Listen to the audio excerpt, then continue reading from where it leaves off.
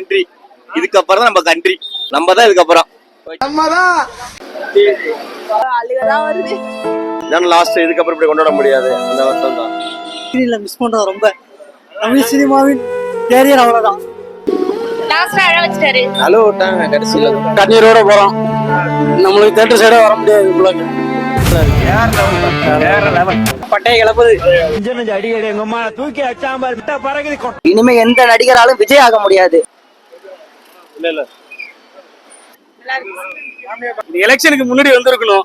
234 தளபதியா வந்திருப்பாரு. சூப்பரா இருந்துச்சுப்பா. எங்க அண்ணன் படம் எப்படியா இருந்தாலும் நல்லா தான் இருக்கும்.